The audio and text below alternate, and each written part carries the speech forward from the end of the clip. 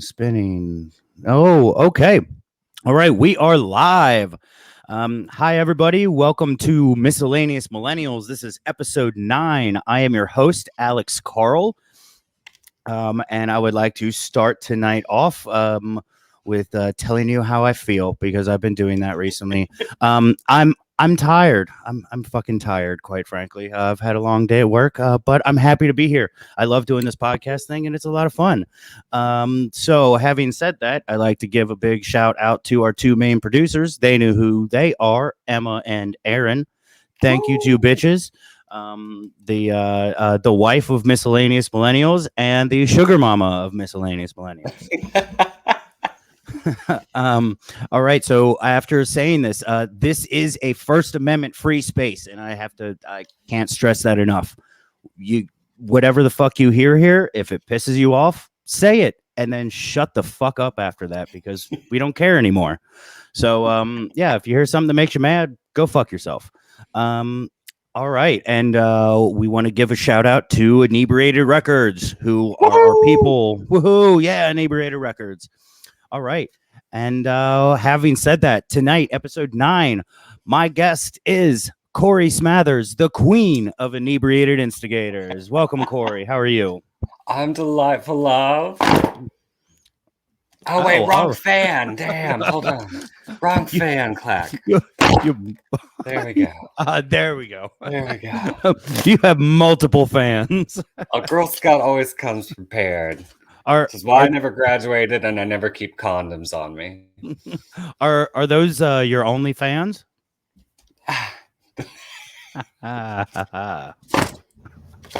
Yes. Jesus Christ. Yes, they are my only fans. Actually, I've got 4 more in my bedroom waiting for me. I can go grab them later. Oh, Jesus Christ. They're only chained and tied up. They're okay. They're fed. They're fed? Oh, okay. They're fed. Okay. Oh, yep. Sorry. No, go right ahead. I think you were about to answer the question I was going to ask you. So, ask the question. Ask the question. Go for it. No, I was going to say, who are you? Tell the people who you are and what you do, all that shit. Bueno, bueno. My name is Corey Smathers. I live in Asheville, North Carolina, which right now, due to all the rain that we've been having, is basically underwater. So you could call it like a hillbilly Atlantis. We're just trying to stay in there, kick it together, swim with the fishes, and just drink as much as we can through what little teeth we have. I started doing comedy about 3 or 4 years ago now, doing stand-up. I don't really count 2020 though, so I guess you'd say 2 to 3. And I got the wonderful, wonderful, wonderful option to meet Mr. Alex through Inebriated Instigators with Josh Lynch and Brandon Williams. So shout out to Inebriated Instigators and also to Inebriated Records. I'm about to make myself a big ass martini. So Alex, if there's anything, did I cover all the talking points? Oh, I'm gay as hell. So far. Okay, so God damn it. It's not the first time I've made a man choke. No, oh God damn it. I hit my vape pen too hard, okay? So that was gonna be so that was gonna be my next question is, are you gay? Well, if the 3 clack fans didn't answer it for you, I don't know what would. I mean, would you like for me to put a dick in my mouth? Not because not I on, would. Not on camera right here, okay? Oh, okay. Just making Jesus a little Christ. Screwdriver here. Yeah, that's a big martini glass. Oh no, yeah, just a little splash of orange juice there.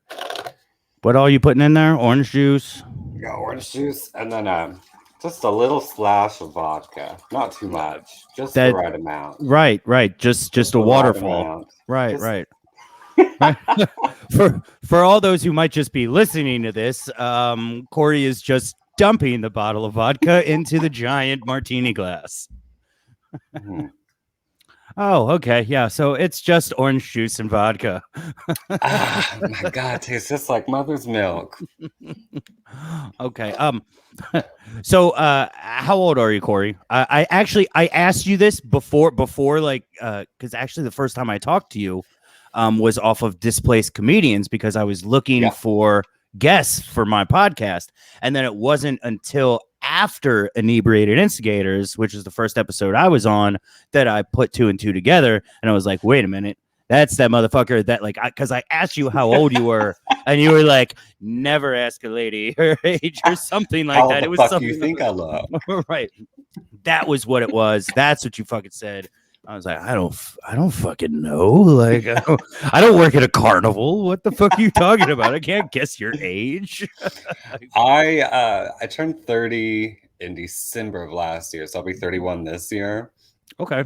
But I don't count my 30th birthday because it was when we were all in quarantine, so I never got to do my dirty 30. I had the same experience. So okay, I'm about a year older than you. So I turned 30 in January of 2020. So, but also my wife was pregnant. So we were like, okay, we're gonna push it off until after the baby comes. And you know, and you've got a little bit of time to recover so that we can have a good 30th birthday for me. So the baby was born January 31st, 6 days after my birthday, which is fucking awesome. Yeah. So we did that and we were going to push it off, and we did so that she could recover. And like a month or so later, it was lockdown quarantine. It was so shitty. Yeah. So I get it. Yep. I get it. We're in that millennials, that weird millennial thing where like we didn't get to fucking celebrate our 30s, and it sucks. I feel cheated. I want another. I need another tax check or whatever. I need another stimulus check. Yeah. Now, granted, I went hard for my 31st birthday. I got pretty drunk. I got pretty high, but still, like it just wasn't the same. You know, you want to do your 30s up good. Okay, so you're perfect for the miscellaneous millennials moniker. You know, that's up there. So I want to ask you a real question. So growing up, our generation, with the are your parents Gen Xers? Let's see.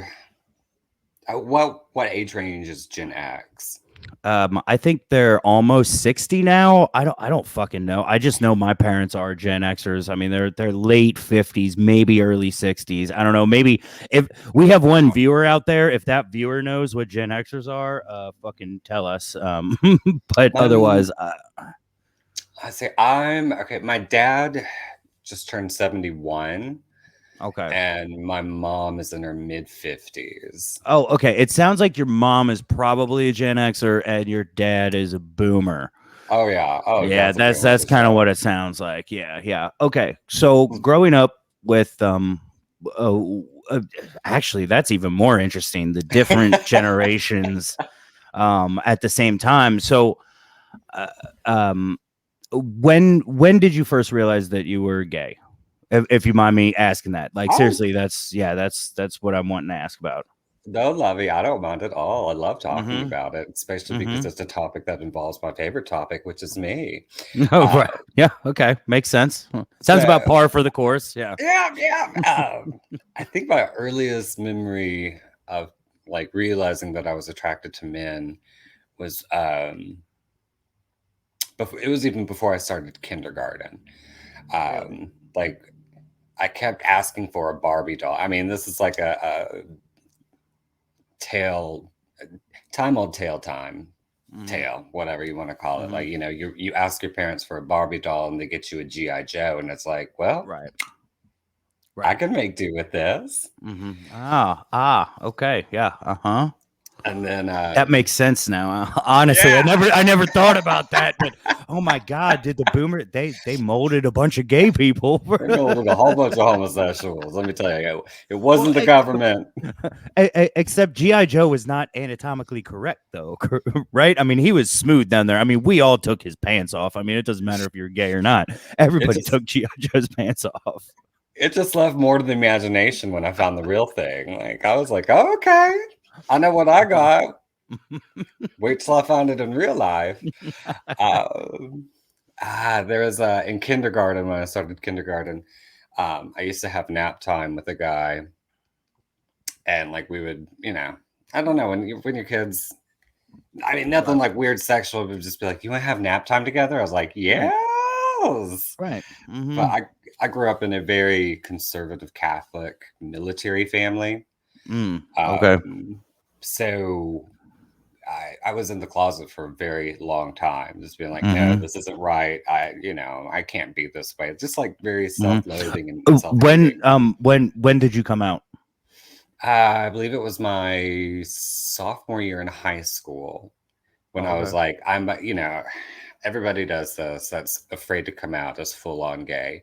My sophomore year in high school, I was like, I'm bisexual. I'm not gay. I'm Mm-hmm. bisexual. And I dated a girl for about 2 years, and we're still really, really good friends. She's got a lovely family now, but it was just that time of your life where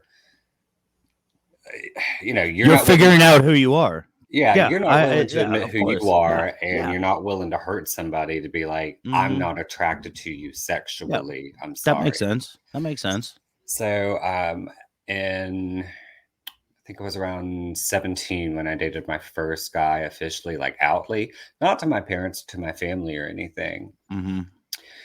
but dated my first guy outly. Um, So who was it out to then? If it was just your friends, like yeah, just my your people friends. that okay. Mm-hmm. Yeah, friends. And I've got a few other homosexual cousins that I talked to them about it. And they kind of guided me through some of the little lengthways of surviving, I should say. Mm-hmm. And then um, when I went off to college, I was doing drum corps, like the professional Mm-hmm. marching band shit. Yeah. Mm-hmm. And my very first boyfriend, we had a stop in the city that he was going to college at. And I had held on to my virginity. I was like, I'm not gonna have sex, whether it's gay or not. I'm not gonna have sex until I'm 18. So I'd held off into then. And when we stopped in his city, I spent the night and lost my virginity to the original Power Rangers movie. That was his favorite movie, and I bought it for him. Like the one where like they start off in like the like ninja robes, and then Uh, they get like the like super buff looking armor. Yeah. We're talking Yeah. like 90s, like the Yes. original old I school. know. Yeah. Yeah, that's it. That would be it. I'm pretty goddamn. It was the original cast, even. Yeah. Fuck Yeah. yeah. I was Jesus like, Christ. I brought your favorite movie. And he was like, let me put my dick in your ass. And I said, okay, I'm prepared. I'm ready for this. And Okay. I still love the motherfucker. But he'll Who? always have a special place Him in or my. that movie? Oh, I hated the movie. Have you ever tried to have anal while Rita, what's her name, is like back there in the Rita background cackling? Repulsa? Yeah, No, back there no, no. cackling. I, I can't say I have. It's not fun. So okay, so how long did it take for you to like talk to your parents, or was it like a long time? Like, what was everybody else in your life like aware of that? And I, until like, I think everybody in my life that knew me knew. It was just mhm. something that wasn't discussed Right. until one day. See, it was my the semester of my freshman year of college, like sometime in December. I think we were on Christmas break, and all of my friends, of course, they were all a bunch of girls. They're like, "You have to come out to your parents. You have to come out to your parents." I'm thinking like, "No, I don't," but peer pressure. And I called my mom. Figured she would be the most accepting of it, and I called her, and I was like, "Mom, something I've been meaning to tell you. I'm gay." And the first words out of her mouth were, "You know, God does not approve of this. You Oh know, God does Jesus. not like this." Oh Jesus. And we got off the phone, and I cried. I Oh cried like a little bitch. No, you cried like a normal son. Yeah, no, I no, cried like a bitch. Let me tell you. no. You were just fine. That would suck. And then 6 months later for summer break, my cousin got married. And so it was me, my mom and my dad, and my two younger brothers stuck in a car on a trip to Kentucky to go to the wedding. Oh, fuck. And after the wedding, on the way back, my brothers had been flirting. I mean, like, they were still young. There's like a 6-year and a 10-year difference between us. I'm the oldest. But they'd been flirting with some girls at the wedding, and my dad brought it up. He was like, "What about you, Corey? Did you see any girls you liked?" And I was like, "No, not really interested. I've got to get back to school. I don't really have time for that." And he's like, "Is that it, or is it because you're gay?"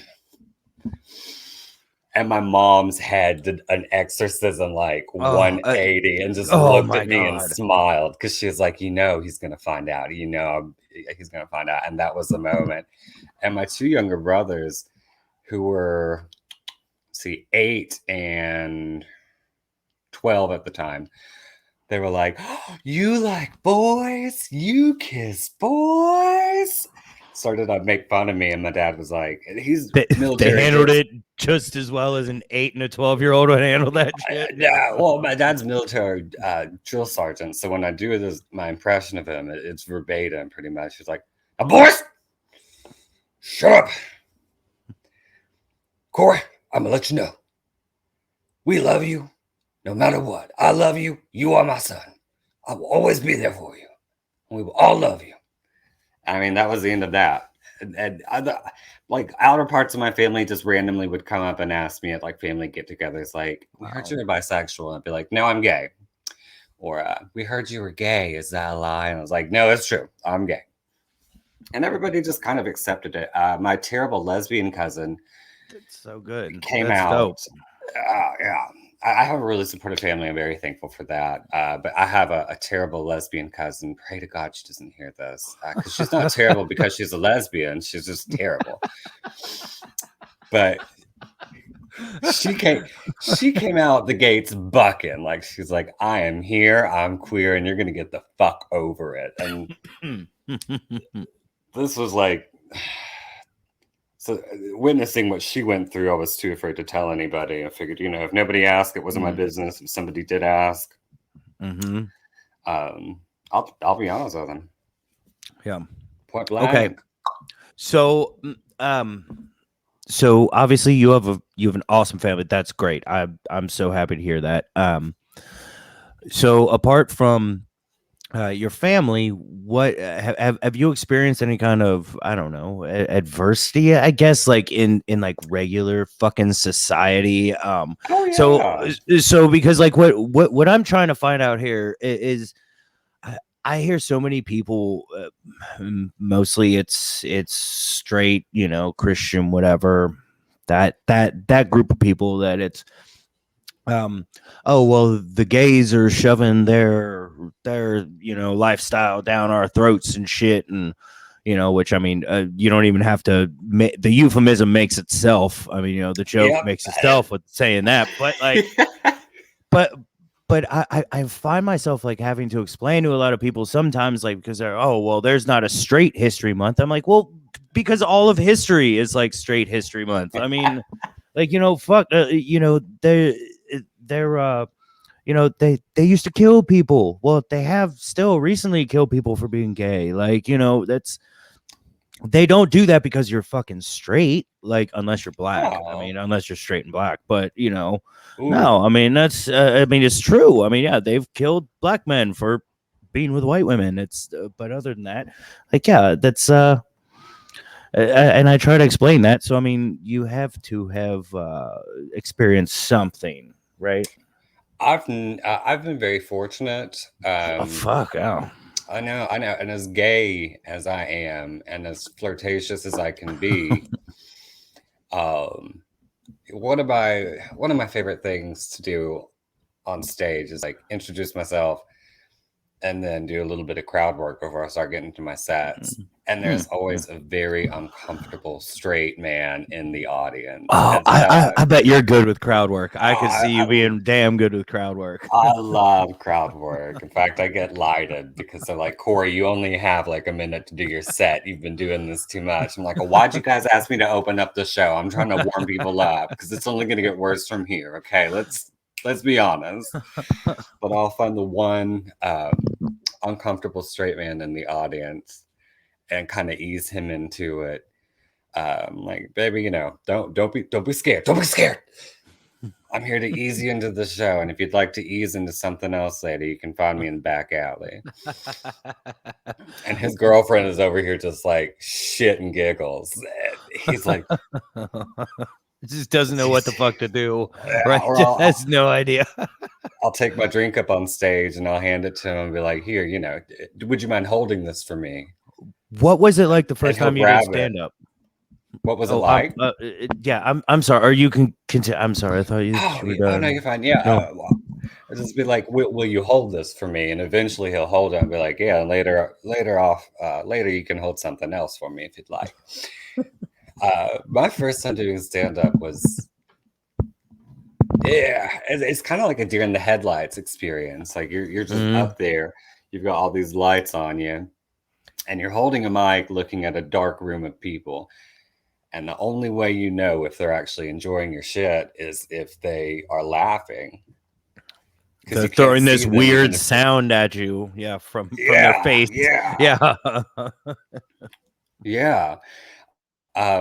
So it was good. It was, I mean, I've been doing it. I've been keeping up with it. I'm starting to get paid for it. I prefer to do podcasts and like radio spots, just so I don't have to drive. Right. I can have a drink. I have to drive. You know I'm not paying you, right? Oh, what? Somebody call my agent. So I'm really curious about that. Like, how do you make money? Do you just you like book gigs? Obviously, I mean, like, do you have a manager? Do you have an agent, or do you just do it yourself? You're just all inclusive. Right now, I'm just doing it all by myself. And it's going to sound shitty to say, but the best way to start getting paid gigs is showing up to open mics. Just like bam, bam, bam, hitting them, doing them for free. Talking to the other comedians, because, you know, you never know who runs a show themselves. Talking to the person who's hosting the show or who is promoting or producing the show, and just being like, hey, you know, my name is Corey, my name is Alex. You know, thank you for putting on this show. It's nice to meet you. I can't wait to do it again in the future. And then eventually it gets to the point where you get on a professional basis with them, where they're like, we want to book you. You know, we either want to book you to host or to headline or to feature. I've been paid to do crowd work, just like when it's a longer show and like an audience of like 200 people just walking around the tables, and, you know, those old-timey cigars type of ladies, like cigarettes. Oh yeah, cigars. Like around like the flappers time, right? Yeah, the 20s, 30s, that kind of shit. Yeah, I've been paid to do that, but it's been like candy, condoms, blow pops. So I just had like just need to be able to do that just with like edibles. You know, that's in North Carolina, would probably be great. Yeah. What are the laws in North Carolina? Is it just illegal? Just illegal? It's just illegal. I mean, they've got plenty of CBD stuff, but it's not the same. They don't have medical there? No, not yet. I think they're starting to get more lax on it. How behind the times is that shit? God damn. Bitch, it's the South. What you think? Okay, do you know how? Look at Florida. Look at Florida. Florida's the South. It's like the most fucked up. Like, dude, I don't give a fuck. Just fucking drop an alligator in there, and we'll smoke weed with it. Like, that's fucking Florida. Like, dude, that's the South. That's Florida don't South count. as fuck, dude. That's America's mullet, bro. Like it doesn't fucking matter. Like they don't give a fuck. But Florida does not count as the South. Florida is its own Not monster. count it's the South. It's like the second most, well, third most southern state, like after like Hawaii, fucking and Texas. Like it's like But fucking Florida. it's not southern. It's not southern to me. Okay, it's not like like my Georgia southern. plantation. No, it's not Georgia plantation southern. No. Now, I want to know: do they wake up feeling as wet as the fresh dewdrops on a weeping willow tree? No, because it's too goddamn hot out there, and I just said GD because that's how I feel about Florida. My ex-boyfriend lives down there. God, I Okay, hope he isn't listening to this. okay, so hold on. So you just said GD. Do you mean goddamn? We'll go with gosh darn. How's that? Okay, No, when I I mean, say it, you mean goddamn, right? yeah, Okay. yeah. So I was actually talking to one of my coworkers about this today. So often when I hear, I guess Christians, whatever, that they say, they're like, God damn it. Oh, I mean, God darn it. And I'm like, you're censoring the wrong word. Like, doesn't that right? I mean, am I the only one that sees it like that? That it's like you should be saying like, gosh damn it, not like God darn it, right? Like it does. I can't be the only one that sees that. No, and also even if you say gosh darn it or That's not bad. yeah, I mean, I don't any even think God iteration, damn any it isn't version, bad, but yeah. any Mhm. variation and version of it, we all know what you're meaning. Like you're Right. just trying to be PC about it, and It's like if you say mother trucker. We know what you mean, motherfucker. Like, what the fuck are you talking about? yeah, shit. If you're gonna say it in front of me, say it in front of me, mother tucker. Exactly. Well, see, exactly. Don't talk about Chris Tucker like that. That's not fair. Just because he hasn't done Rush Hour 4 yet, we don't have to be mad at him. Oh, don't talk. That's a good one. Don't talk about Chris Tucker like that. I like that. Okay, so when did you how old were you when you first decided that you wanted to do stand up? Like when like you first had the idea, you're like, I can be funny in front of people for no reason. Like, Oh. I mean, I've always kind of been a little comical. I think it's like a self-defense mechanism sometimes, or at least a way for me to deal with my depression in a way. Like I was working a dead-end job.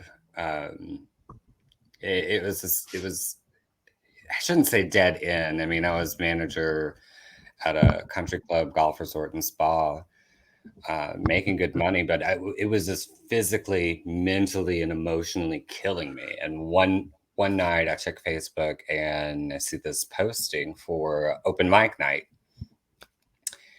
and I thought, it's happening on my day off. I'll go out and check it out. So I went and I had a good time. And then I found out that there was a workshop, like a writing workshop before the open mic. So it's like, okay, I'll go to the workshop next week and just watching the crowd. And then the third week, I did the workshop again, tightened up my 5, and got on stage. And just absolute euphoria.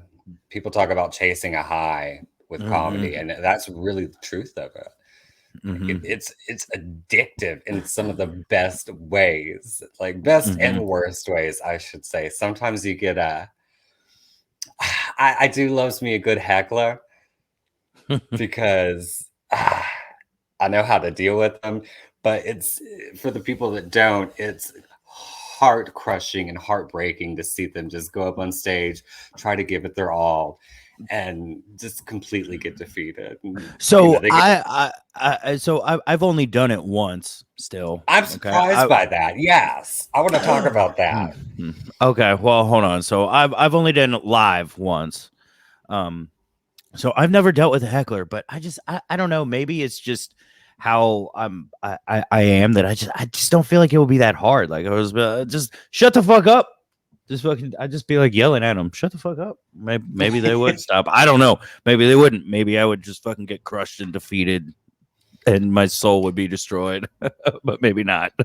I mean, you do have to have thick skin to do it. And seeing people getting defeated like that, and they're like, oh, they get off stage and you can just see it in their eyes. You know, you're outside smoking a cigarette, talking to them, and they're like, I don't think I can do this. And it's like, no, don't say that. Get back That's up when and do you, it again. that's when you need to get back on that fucking horse and get on it. Yeah, not everybody in the audience is going to be the same people in every single audience that you do. Some of your jokes were good. Some of them may need a punch up. You know, maybe you can work on this, but don't give up. And I hate saying that because I used to do drag, and I'd ask for advice from other drag queens. Be like, "What's the number one advice for doing drag?" And they'd be like, "Don't do it. Don't."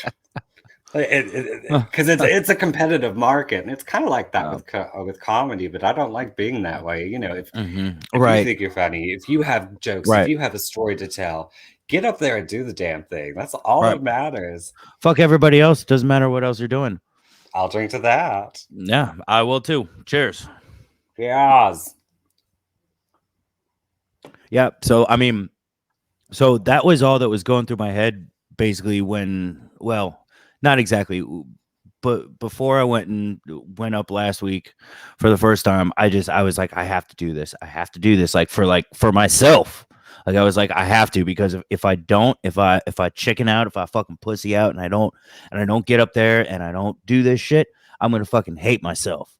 And I'm You're like, gonna regret it. Yeah, exactly. I'm not gonna fucking do that. And I don't know. I felt like I had something to prove to myself when I did it. So I started writing jokes like during the depression. I mean, it was. Let's call it what it was. Well, right, yeah. During the fucking lockdown, during the pandemic, because like, okay, this is probably why I said depression, because I was depressed as fuck. I mean, I got real fucking low. It was bad, and that's when I fucking started writing these jokes, and I was like, oh, I can fucking do it. And it made me feel better. And I fucking love that shit. And then saying those in front of people and having them fucking laugh. Oh, dude. It was like fucking heroin. Jesus Christ. It was so fucking nice. I wish I would have done it Tuesday again, but my wife was sick and got kids and all that shit. So, you know, life happens. But I can't wait to fucking do it again.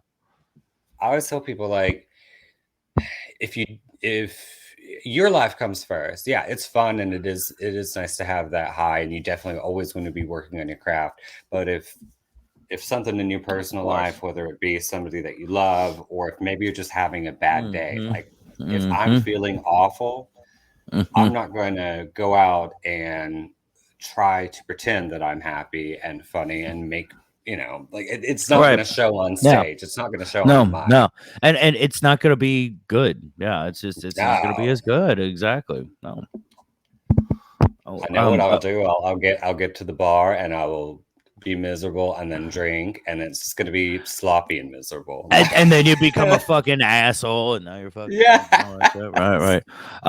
Okay, so hold on, Josh. If you're listening, Brandon says he can't find the fucking link. I sent it to y'all. It's on the fucking page, but maybe he's talking about the other podcast.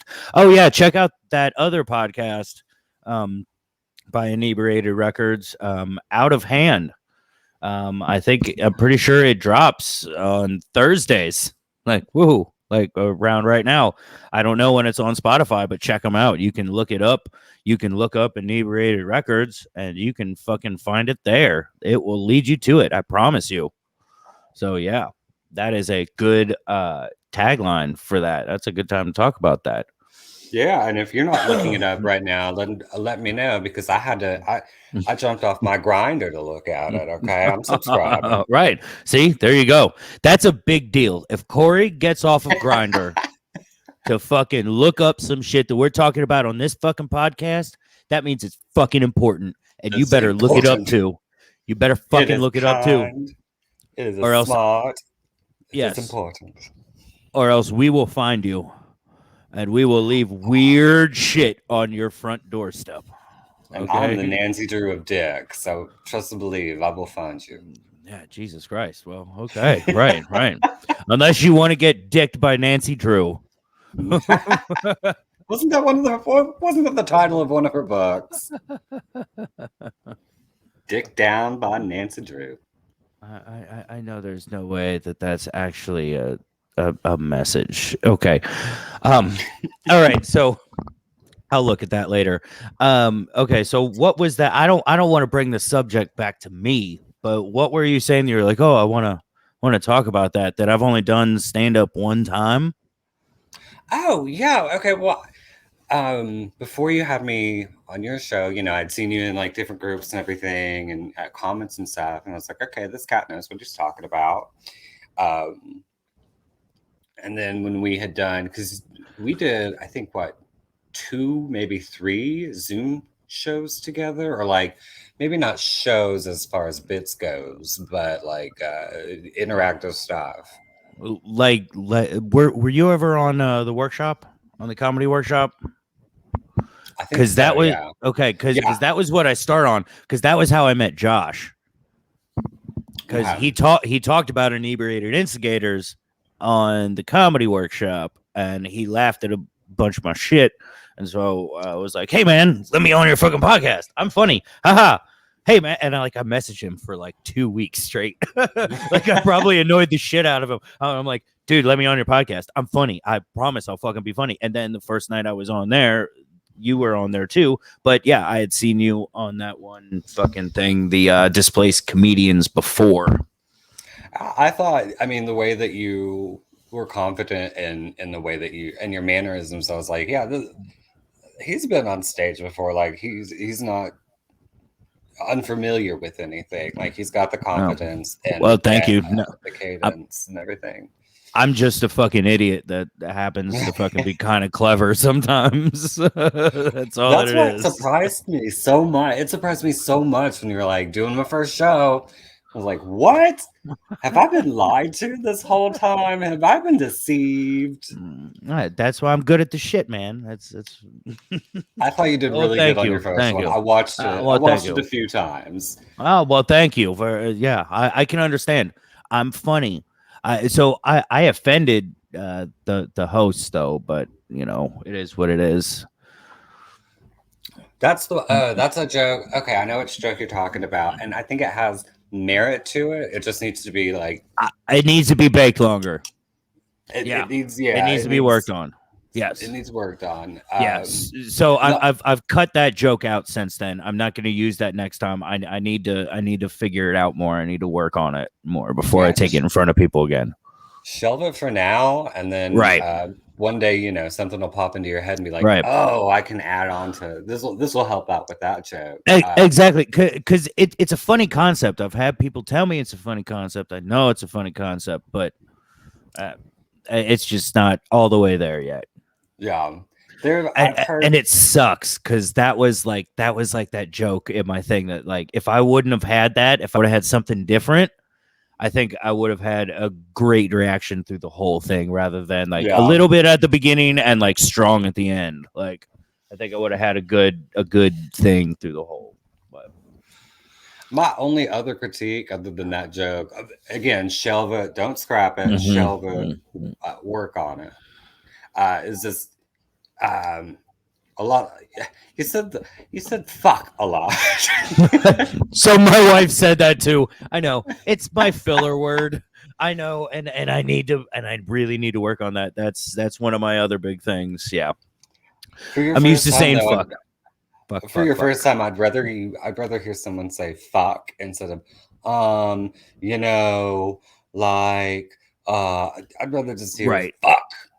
Right, or like nothing, just a pause where there's just nothing. But it's not like a dramatic pause. It's just they have nothing to say. Like all I kept thinking in my head was like, I have to keep talking, just keep talking, keep talking, keep talking, keep talking. Like keep people interested because if you don't say anything, they're gonna look away, and then your jokes won't land. That's all I was thinking. Was just keep talking. What I think what a lot of people don't understand is like, even if you don't have to stay up there the entire time that you're given. If you're feeling Mhm. uncomfortable, if you feel like the audience isn't Right. getting you, um, you could just say, thank you guys, that's my time, my name is so and so, give it Right. up for your Yep. host, da da Yep. da da da. Yep. Mhm. uh, you can always find the host and just kind of signal them and be like, oh, Right. Yeah. Oh yeah, of don't course. do that. Unfortunately, there was one guy who went up actually like two comics before me, and honestly, he didn't even look like he was 21. Like he looked like he was maybe 19 Baby or face looking something. motherfuckers. But he went up and I mean that he bombed. I mean, there's no other way to say it. And it wasn't like people didn't boo him or anything like that. It was just crickets the whole time. And that's what he kind of walked off. He was like, okay, well, I guess this is done. Um, that scared the fucking piss out of me. I felt so bad for him, but it scared the shit out of me. And I know I was thinking super selfish, but of course I'm like, oh my God, what if that happens? What if I just get up there and just uh, That's not blank? selfish to think Like, that. Like that's a. oh shit. There have been many comics that I've had to go after, and like they've walked people, and I'm thinking like, dang, this is a tough crowd. So Because walk that just they like kick him off. no, they like the audience left. Like Oh they shit. bombed so hard, or the jokes were so offensive, something was so bad Uh-huh. that the audience just up and left. Um,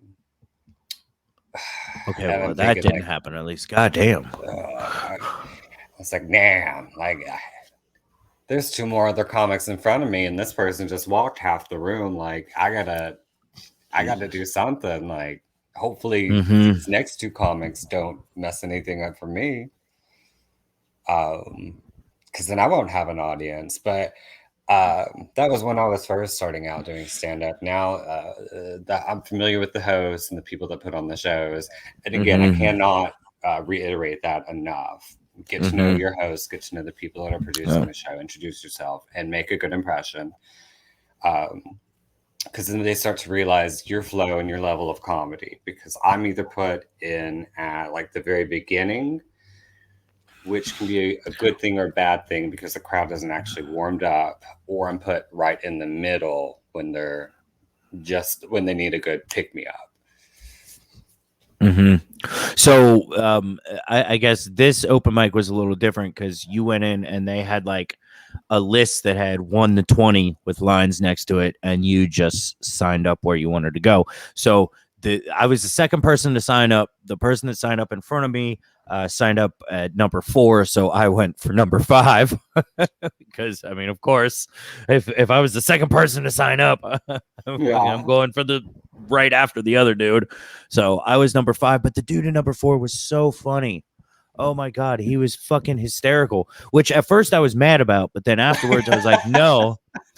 But then later I realized I was like, no, dude, he like warmed it up for me. Yeah. Like they were expecting funny then. So like I was able to come in and do some shit. The host did announce me as being, my first time and all, but yeah, it That's was cool. that's something you can only get away with once. So Oh, well, of now course. Yeah, I know. Now I'm fucked. Now like I actually have to be funny. I mean, yeah, that's like you got laughs, love. You got laughs, and now you do have to Right, be right, funny. right.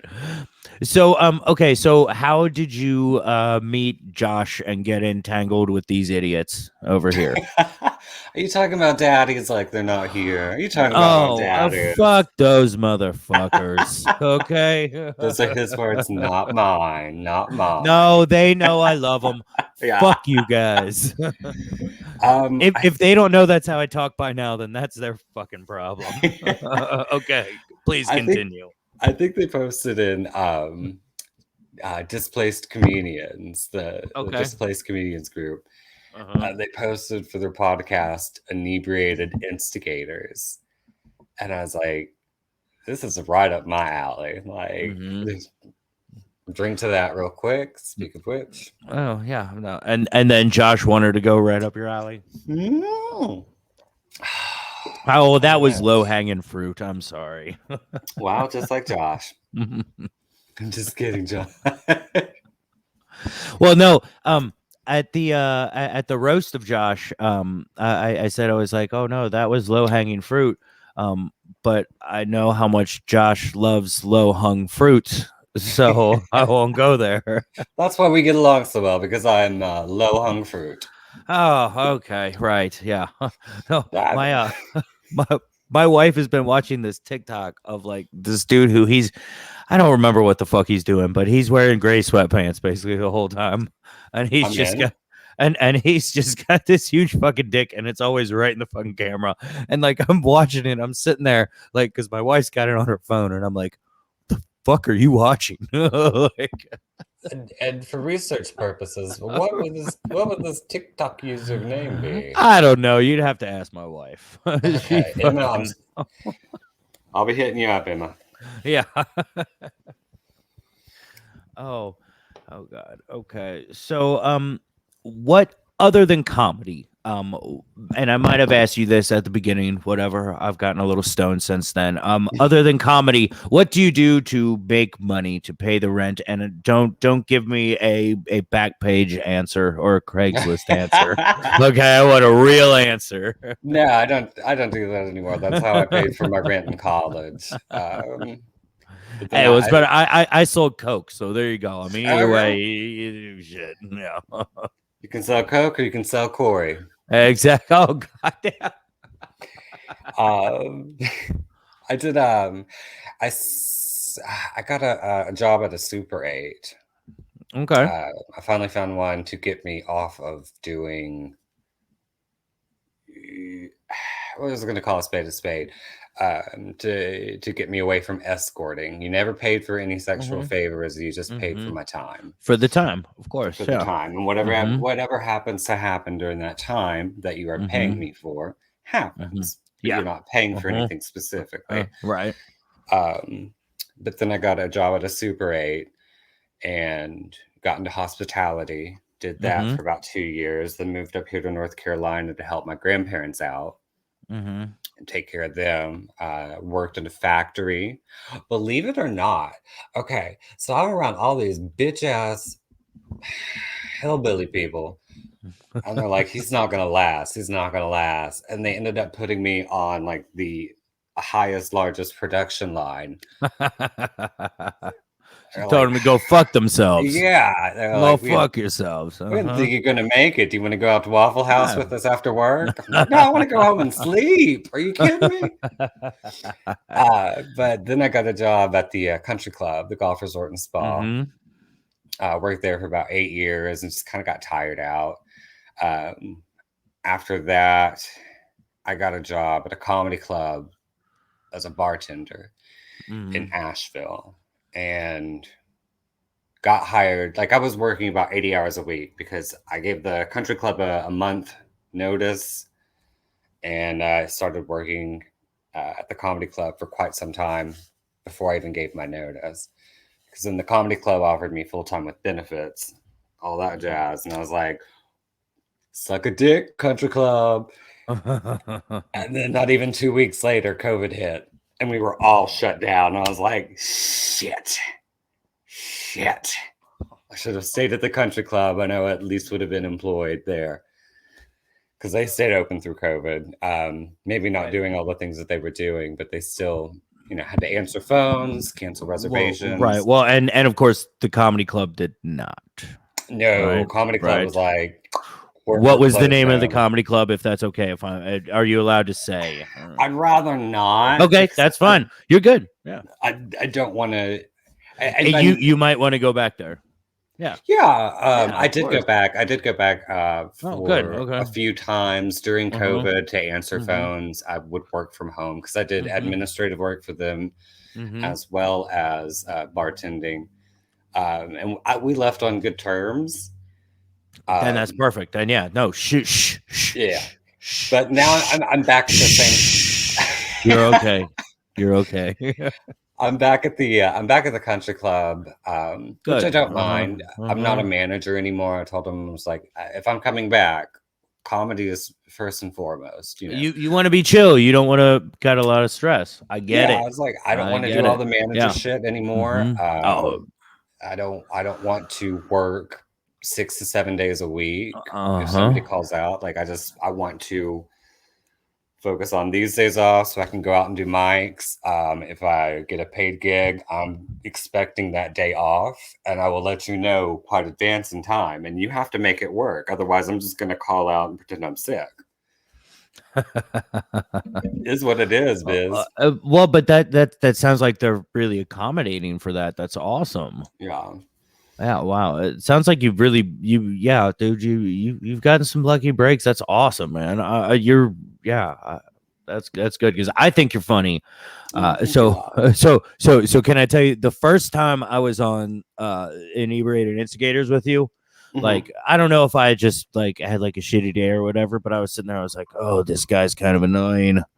And I'm like, oh motherfucker. And I was like, okay, I wanted to say my 3 minute set and then get drunk and say my 3 minute set again. And I was like, oh god, this motherfucker is like talking really loud and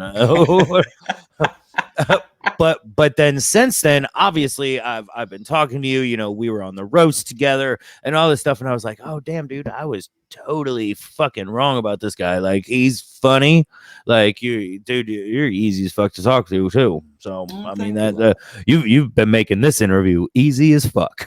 I appreciate that. I try to do my best, especially when I'm on somebody else's show, and Oh yeah, respect your time talking. But I know, first off and foremost, if I'm doing something where if I'm doing a bit, I do that like weird on switch. Like I feel like I have to be like, "Hi, my name is Corey Smathers." Like, yeah. just Oh, of course. No, I get it. Well, it's your persona. I mean, yeah, that's what we're supposed to do if yeah. we're And doing then as we're soon doing as I funny get off, shit. stage, it's just like, whoop. Let me go have my Yeah. cigarette. Nobody talk to me. Well, because then all that dopamine and serotonin just leaves your brain and you're done. I mean, I felt so drained. Like when I first, when I came back, and unfortunately there was somebody that went up right after me. So like I had like my backpack on. I just wanted to go outside and smoke a cigarette. Like I felt Yeah. like I just had sex, right? I was like, fuck. Yes. Like I felt like I just fucked, and I got off stage. Well, what it wasn't a stage, like everybody, it was just on the floor, but it was in front of everybody. And I was about to walk out the door, and like my wife is like, "Hold on, we should wait for this dude to finish his set before we just go walking out the door." And I'm like, "Oh yeah, that's probably common courtesy. Like, just Was don't he go the last walking out." comic? No, oh fuck no, dude. There were about like 15 other people after us. Like, no, but it was right after my set that I was like, I want to go smoke a cigarette. Like, I've had this big rush of euphoria, and then now I'm crashing. I need to smoke a cigarette. I think it's common knowledge for people that do smoke and do stand up to be like have a cool down time. So even if you go Uh-huh. outside and just talk to people, you don't have to smoke, you don't have to have a drink or anything, but just to Well, get out right. and feel air. Well, right, but like dude that went up right after me, he got up so quick that like he started talking, he started doing his set like right when I was about to like open the door and like walk outside. And like it's not so I guess I guess I got to tell you how it's set up. So like you walk into this bar because it's just in a bar. So there's double doors. You walk in. The bar is maybe 4 feet just to your left, and it's a long bar there. And then it's maybe 10 feet to your right is there's like these booths, and then right in front of the booths is the DJ setup to the right, and then just to the left of the DJ setup is where like the comics will stand. So like if you go out that door, it's really fucking obvious. So like during a Yeah. set. I don't think it would be disrespectful if you just got done with your set. I do it, but a lot of times I like to switch up my material, like mic to mic to mic to mic, even if it's the Mm-hmm. same night at a Oh, different mic. I like to switch it up. there's a lot of comedians that I know locally that just do the same jokes over and over and Okay. over again, and it's fine. It's always new audiences that get laughs, but I've already heard them, so So what if you're a I'm just brand new gonna go out and comic? smoke. Right. So Ah, okay. So what? Okay. So let me put context with it, I guess again. So like, mhm. I've got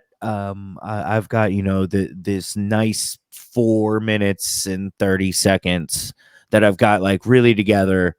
I just need to like tighten it up in front of a live audience. But like, if I can get that together, like I could probably make it like a nice, like really nice tight 5 minutes. But I need to do it in front of people. So the mic that I went to is like 4 minutes away from my house, and like it's Oh, nice, that's but I don't want to bring like the same material like every week to like once a week. But like, if I can make this a nice five, then I can go somewhere else. And I, I don't know.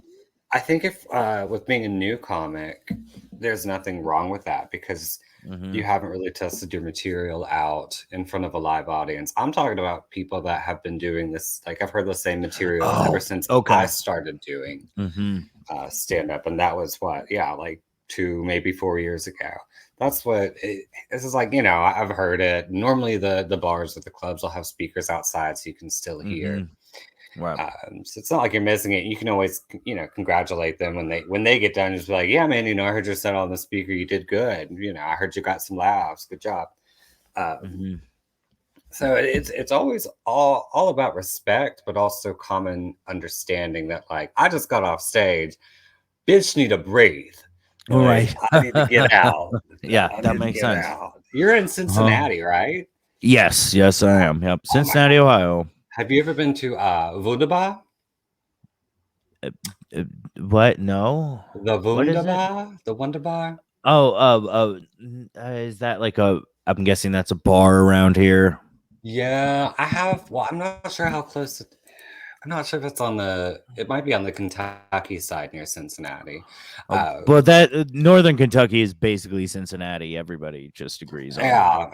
yeah, my uncle lives up there, and Oh, I okay. visit up there sometimes. So I would love to come out and do a mic with you next time I'm Oh, there. hell yeah, that'd be fucking Yes. dope. That'd be real cool.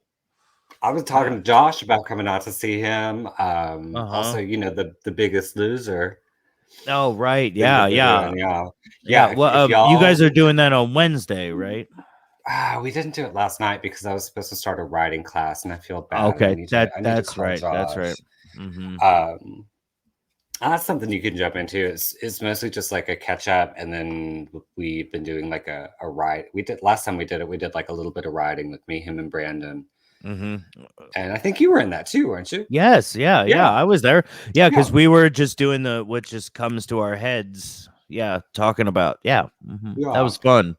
I definitely want to do that this week. Um, I thought the writing class I was going to do would interfere with that, but anyway, I don't think yeah, it will. Um, yeah, Josh and I were talking about. Okay, so his goal for his stairmaster is to walk as many steps as the Empire State Building, and I right. told him if he lost his goal weight and got his surgery by the time of his 30th birthday, Mm. I will fly him and myself out to New York, Huh. pay for And he lodging, can walk the and, actual Empire State Building. and we will walk the actual Empire State Building Wow. and then do some mics while we're out there. Wow. Oh, well, yeah. Well, going and doing mics in New York, man. That's one of the. I mean, other than maybe L.A. I mean, well, L.A. Or is like the king. Chicago. Yeah, yeah. But I mean, L.A. and New York are. I mean, L.A.'s got the Comedy Store, and New York has fucking so many comedy. Clubs. Oh yeah, that would be so cool. Josh, get on that, dude. You need to do that, man. You deserve Joshua. it.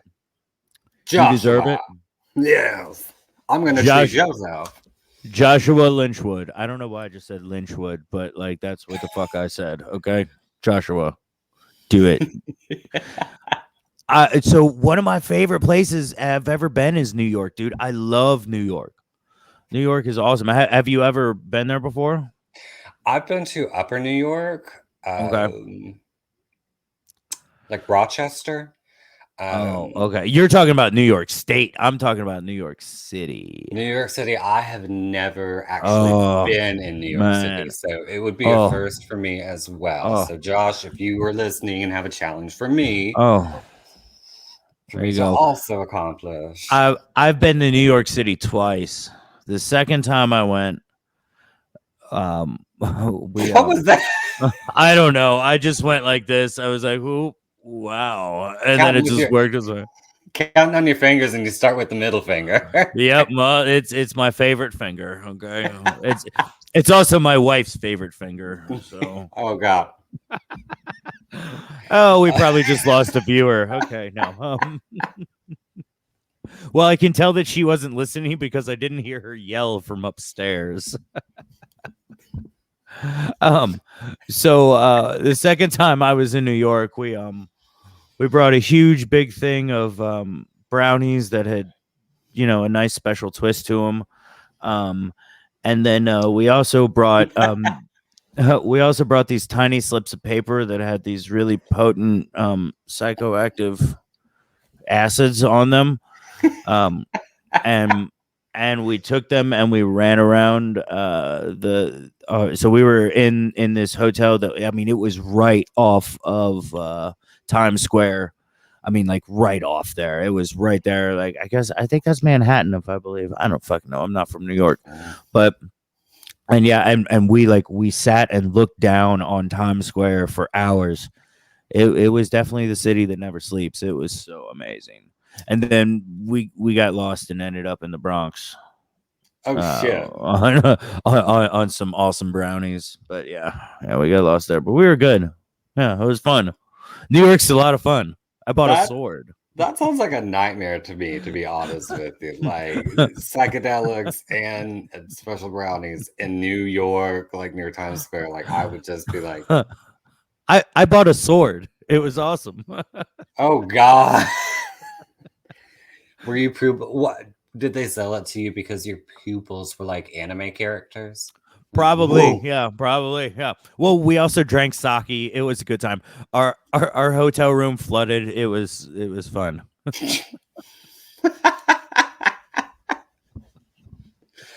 I think the closest I've been to actual New York City is just taking a layover there. Oh, okay. Going up to Upper New York, I'm guessing, or Um, to Canada. Have you ever been out of the country? oh, where do you want me to start? Oh, well, okay. I have never left the country. Okay. So, yeah. So, have you? When's the first time you left the country? The first time I left the country was maybe 5 or 6 years ago, and I'd never Oh, even been on an airplane. mm, But there are several women in my life that I consider my other mothers, hmm. and one in particular is she owns the best sushi restaurant here in town. Like you would not think you'd get good Oh, sushi in Western North Carolina, Waynesville, but she well, drives if to I the ever coast. come out there, goddamn, if We I ever come out. oh So, me and my wife are huge fans of sushi. I mean, we are fans of sushi. Okay. So after my second son was born, the first thing my wife said was, I want sushi. Okay. Seriously. oh And yeah, we went and got her ass sushi right after she gave birth to Jack. So yeah, she loves sushi. Trust and believe. my Asian other mother has the freshest fish. She will drive to the coast. I've seen her send trucks of fish back. She's like, "This is no good. I'm not selling this." Oh, Uh, no, her no. family lives in Malaysia. She's from Malaysia, Right. and it was Year of the Monkey, I believe. And she Goddamn wanted to go back monkeys. for monkey. Hmm. She wanted to go back for Chinese New Year, and she invited me and a few other people. And I'd never, ever, ever, ever been on an airplane. So there is a premise to this story, and I'll get to the other places I've been to. It's But fine. We got time. Don't worry about it. all right, all right, all right. Um, my first time going through TSA, of course, I'm right behind her. I've got all my stuff ready. You know, I'm packed. I got my shoes off, took my belt off, emptied my pockets, all that jazz. Bags going through the conveyor belts. Her bag goes in front of mine, and they get the beep. Mm, I'm like, ma'am, we're gonna have to ask you to come aside here. oh no. And I don't want to. I could do her accent, and I've done it in front of her before, so I I don't don't think it give would a be. fuck. I don't give a fuck. Okay, Really, so just, everybody, just if Josh and Brandon get mad, that's on them. Go ahead. oh gosh, everybody else in front of us, like everybody else in the party, have already gone through TSA and are on the other side of the gate. Yeah, So that's it's fine. I'm very last. She's Huh. before me. They pull her aside.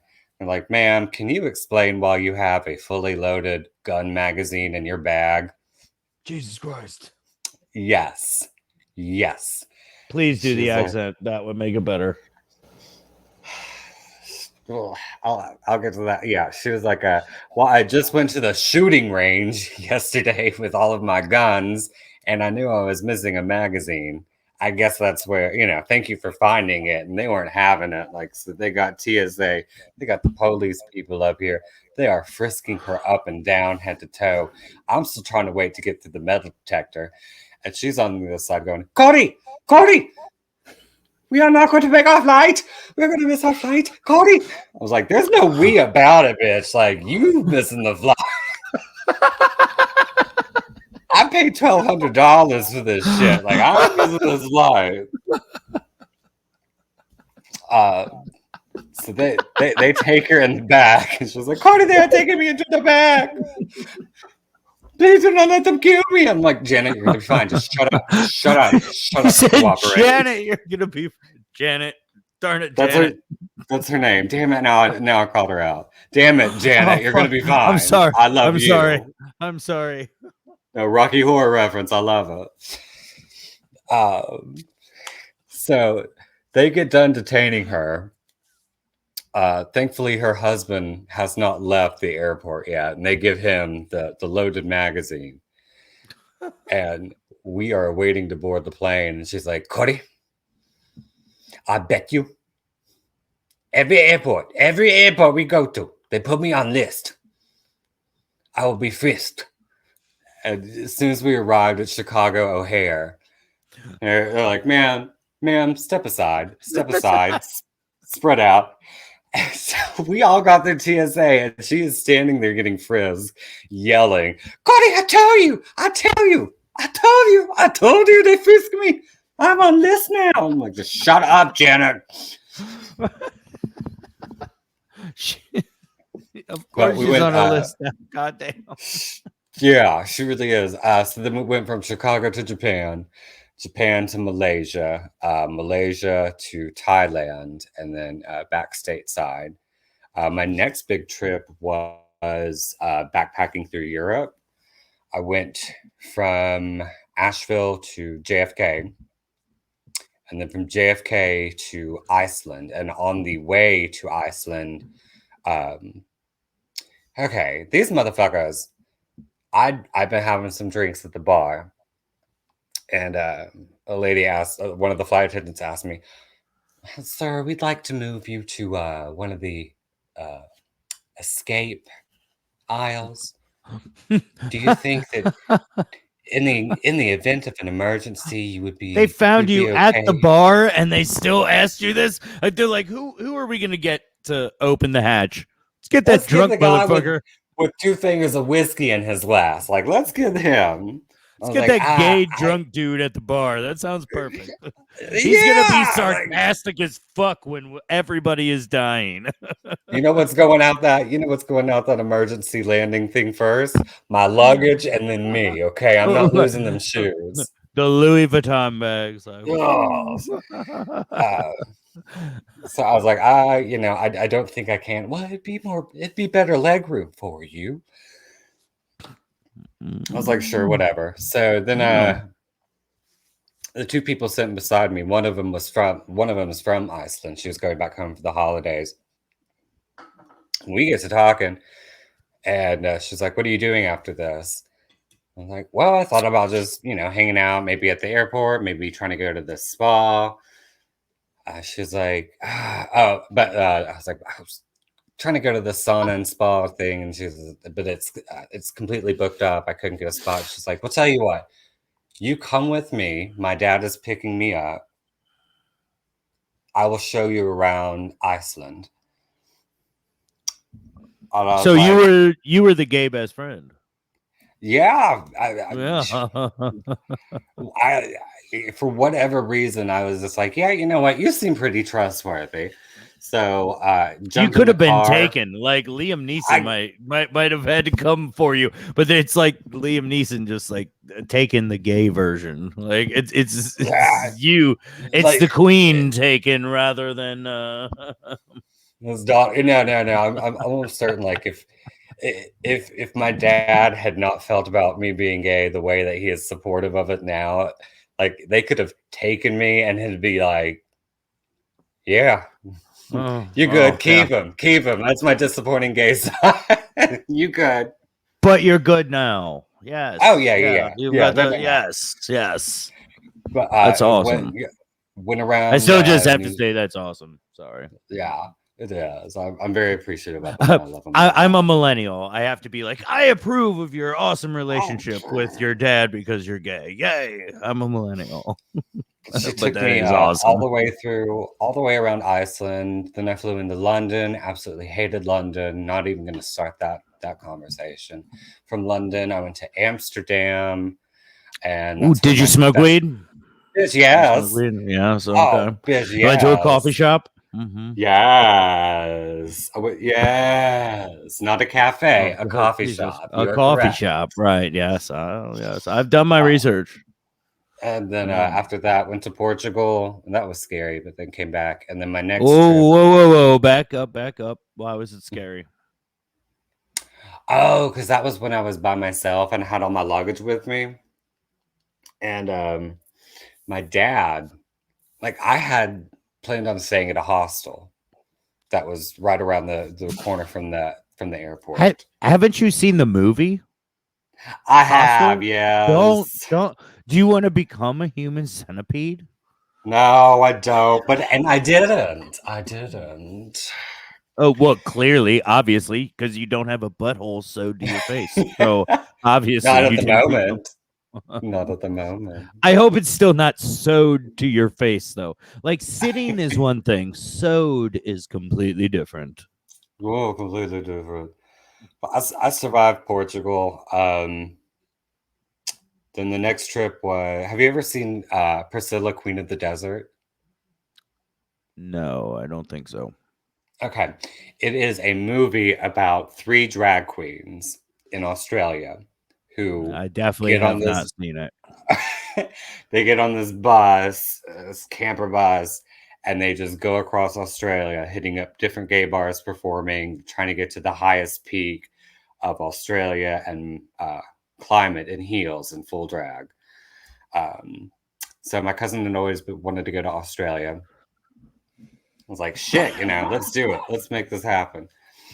We flew from AVL to LAX, smoked legal marijuana there. It was great. Went to Hawaii for a few days. Then we flew into Melbourne, Australia, and we picked up a camper van. And we got it for a really good discounted price because they needed it moved anyway. So we drove up the coast from Melbourne to Sydney. Stopped at all the beaches. Almost got arrested at the Sydney Opera House just for dancing. Jesus.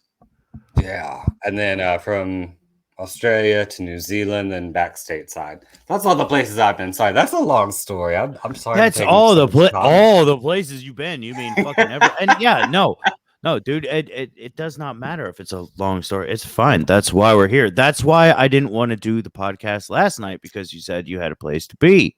So I was like, well, I don't want to have to rush it, man. Yeah, I'm good. Or dude or gal or whatever the fuck you want to be called. It's fun. So okay, so I have a problem with this real quick. I made a comedy page on Instagram, which, by the way, if you're listening, follow Alex Carl Comedy and Hot Wings on Facebook. And also follow Alex Carl Comedy on Instagram. What is it, Corey? What? Okay, I saw that page and I definitely want to be a part of that because I don't think you Yeah. understand. I have about 10 bottles of hot sauce right next door in my room. Bro, like, yeah, come on, dude. That's what. Okay, but what I was saying with that is, I did it, and they asked me what my pronouns were, and I put dude. I typed dude, and they said that is not acceptable, and I'm offended. Like, I don't appreciate it. Like, it's dude. All I want is dude. That is my pronoun is dude. If somebody is like dude, like I'm like, yeah, okay, I fucking get it. Like, that's my shit. So yeah, but no, that is good. Like that shit and share it. And also, if you're listening to this right now, like and share this shit. Okay, like, share, follow, do all that kind of stuff. All right. Meow. Oh yes, meow. Yes, he makes it uncomfortable when he Meow. says meow. You, let me tell you what you should do. I'm just fucking with you. Oh, What you need Jesus. to do is subscribe to Inebriated Records. That way you can find phenomenal content such as Miscellaneous Millennials and also the Inebriated Instigators podcast. They will be releasing new content and new podcasts here within the present future. And you don't want to miss out on that. Meow. Okay. Plug done. Gee, that was fucking okay. Y'all need to record that shit, Josh and Brandon.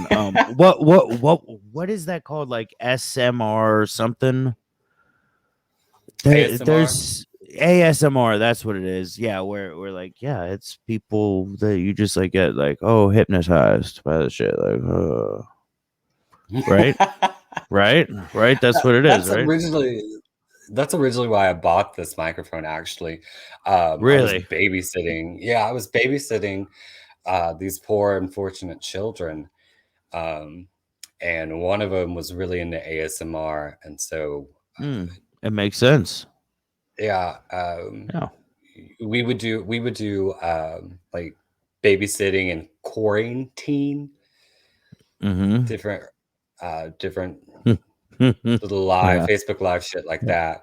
I get it. And Yeah, I was quarantine. like, Yeah. we need to get a better microphone. So we went to a Mhm. Best Buy one day after I picked her up from school.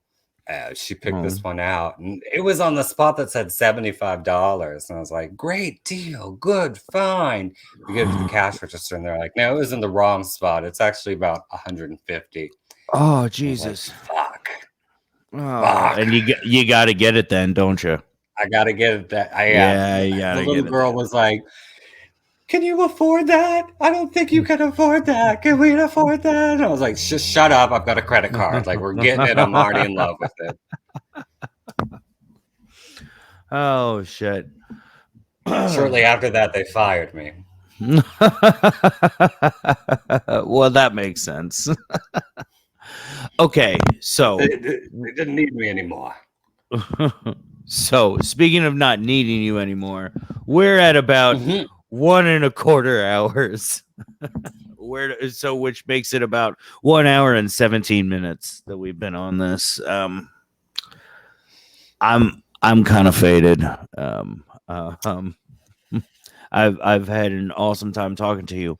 What do you want to plug? Tell the people where to find you, where to look for you, all that good shit. Do it. Send it to me in a thing, and I will copy and paste it into when I share it. Do it. Alex, I'm so glad you asked. I thought you never would.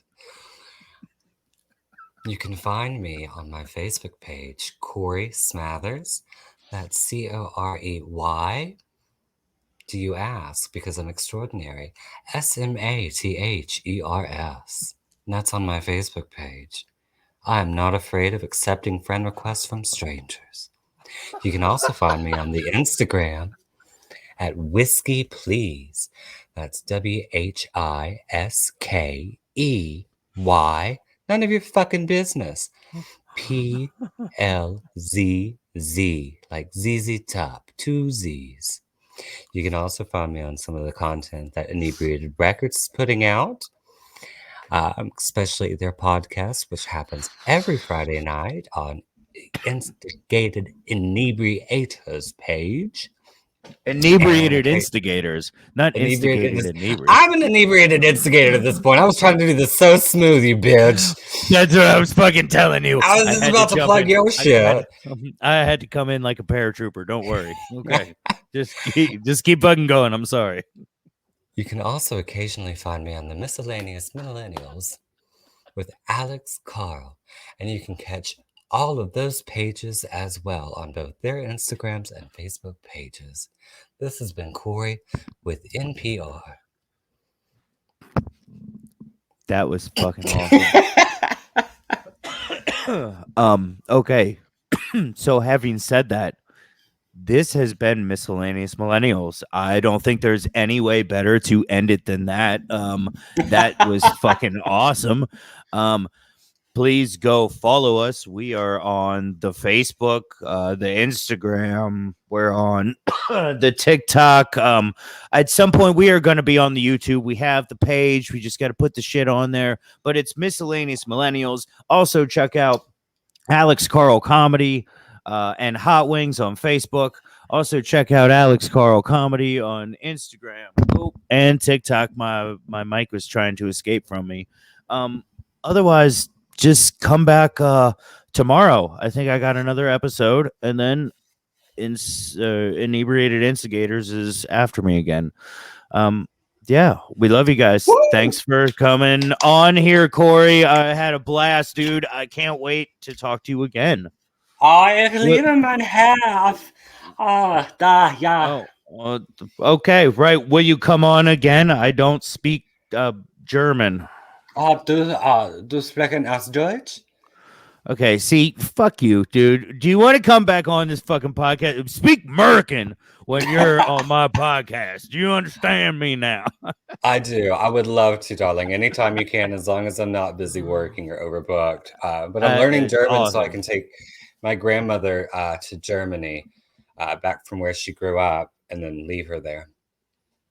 Oh my god, that's that sounds beautiful. I wish I could do that too. Thank you for coming on, Corey. Auf Wiedersehen. Auf Wiedersehen. Dankeschön.